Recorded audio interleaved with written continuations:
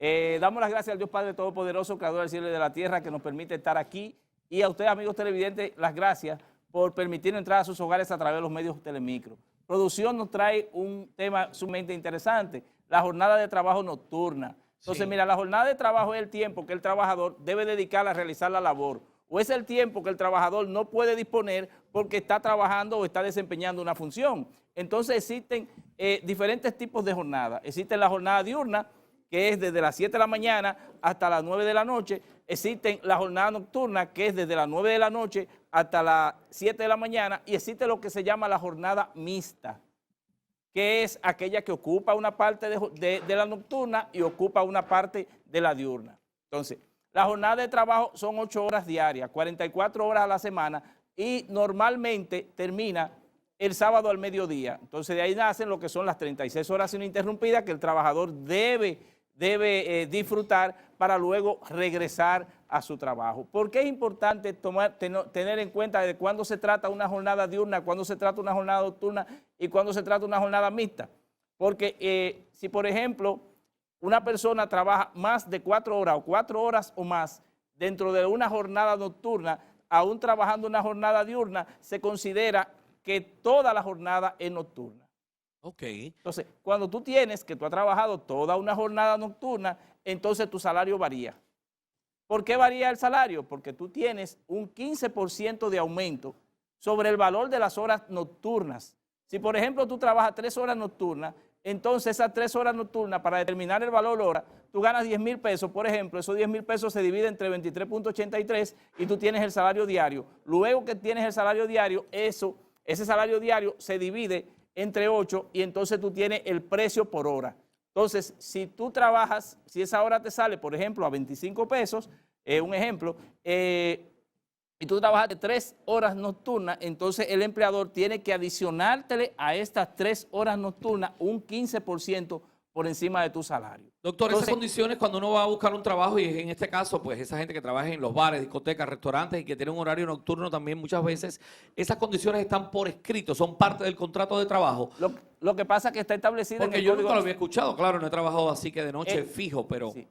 Está establecido en el Código de Trabajo, el Código de Trabajo así lo dice. Y se cumple a cabalidad claro, en el país. Tiene que cumplirse, porque es un derecho que le asiste a los trabajadores deben porque, por ejemplo, mira, si tú trabajas más de 4 horas dentro de la jornada nocturna y te trabajas, por ejemplo, las otras 4, 5, 6, o la que fuere, dentro de la jornada diurna, también entonces se consideraría que tu salario, si por ejemplo son 10,000 pesos, tú no ganas 10,000 pesos de salario. Si tu salario mínimo, por ejemplo, sean 10,000 pesos, tú ganarías un 15% por encima de ese salario, y tiene que ser el pago mensual. ¿Por qué? Porque tú trabajas todos los meses más de 4 horas. ¿Y qué pasa, nocturnas, doctor, cuando es combinado? Por ejemplo, las enfermeras que tienen jornadas laborales tanto diurnas como nocturnas. ¿Qué pasa en ese sentido? Lo que explicamos ahorita, si tú tienes una jornada combinada y dependiendo la cantidad de horas que tú trabajes, entonces tú vas a recibir un 15, ya sea un 15% sobre el valor hora de aumento, o vas a recibir el 15% sobre el sueldo o el salario total,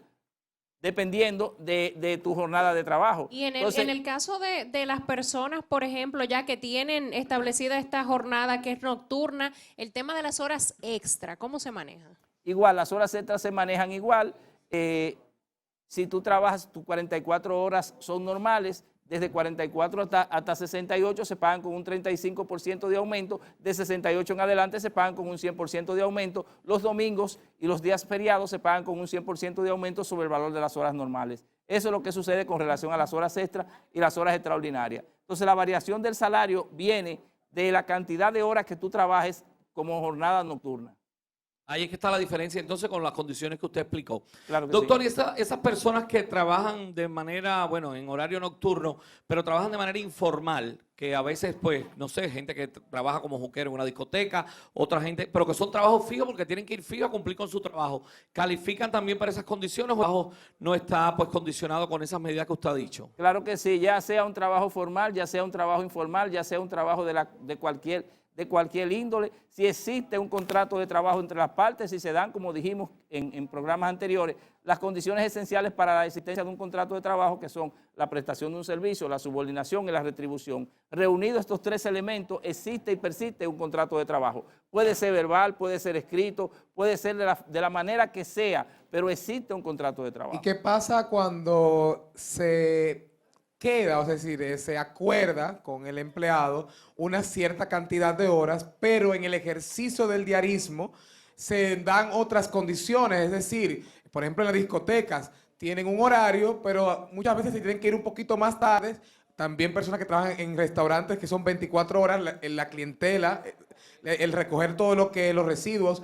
¿Qué pasa con esas horas que no están dentro del acuerdo laboral, pero sí son cosas que se dan en el diarismo y no se estipuló? Recuérdate que por más acuerdo laboral que tú hagas con un empleador, el contrato de trabajo es un contrato realidad, que es el que se realiza en los hechos, no es el que se paute, no es el que se diga, no es el que se pretenda, no es el que se simule, es el que se realiza en la realidad. Y si en la realidad, dentro de mi contrato de trabajo, yo te estoy trabajando, en vez de 44 horas a la semana, te estoy trabajando 70 horas a la semana, pues entonces tú tienes que pagarme mis horas extraordinarias. Te estoy trabajando 100 horas a la semana, tú tienes que pagarme mis horas extraordinarias. Son horas extras que es un derecho mío, un derecho que es inherente a mí como trabajador.